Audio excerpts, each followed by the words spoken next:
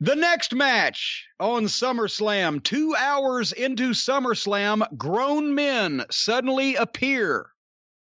This was the first men's match that actually had stars that you would care about 2 hours into the program for the WWE title, one of the world titles, Orton and Drew McIntyre. And you know, you've said Drew McIntyre has been the victim of the pandemic, because here was another match that if there had been people, Orton decided to show everybody how to be a heel, and he bailed and stalled and tried to pick his spots, and then when he got heat, he was vicious. Drew McIntyre, they both are tremendous athletes. Orton's got the fucking pedigree. He's been a top star for a long time. They've pushed McIntyre to the moon. I do wish they'd use the ring now and then in the early go. Everybody has to go out on the floor now, even before there was no fans, and because they've got so much area to play with in the WWF. But I thought McIntyre sold his ass off great, and Orton knows how to fucking heel.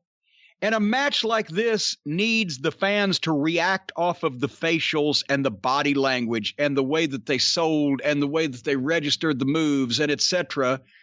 to really get into it.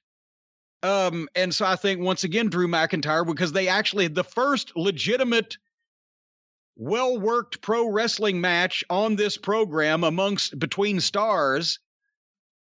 This is where they're missing the fans. But they beat the piss out of each other. Orton hard-weighed himself with one of those headbutts. McIntyre was scuffed up on his face. At the end, they were slow at the beginning, but they went into tons of twists and turns.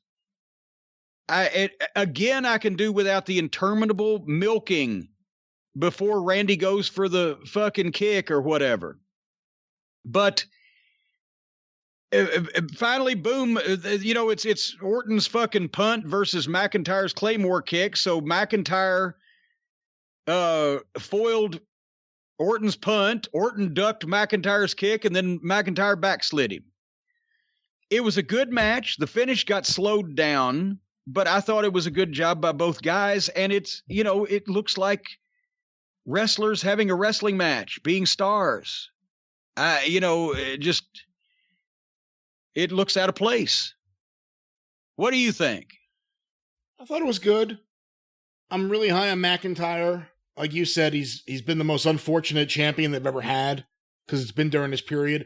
I was thinking during this match, I hope they keep the belt on him for a year and a half. Let him have a long run and establish him for the long term as one of the stars of the company, because they need top guys. And I'm just worried they're going to rush the belt off him as soon as the pandemic's over. Well, besides that, they also need top guys from Europe, because they'll probably be able to tour there before they'll be able to do it here, because, countries with competent leadership have this shit under control.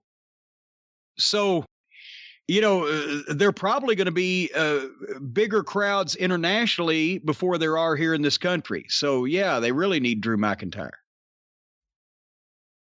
Anyway, by this point in the show, SummerSlam had kind of beaten me down a little bit. Yeah. I remember how excited I was for SummerSlam 89 when I was a kid. That show went on 3 hours, but I never got tired of it. And neither did the crowd at the Meadowlands watching that on video or watching it live on pay-per-view at the time.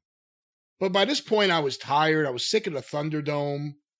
I was just sick of it. And I was looking for Undertaker versus Underfaker, for fuck's sake, at this point. I would have taken that. And the people in the seats again, okay, we've had the Panda Bear, we've had the Fire Velveteen Dream, we've had the Chris Benoit, we had the Clan Hood, we had the beheading, the execution by the terrorists, the beheading in one of this.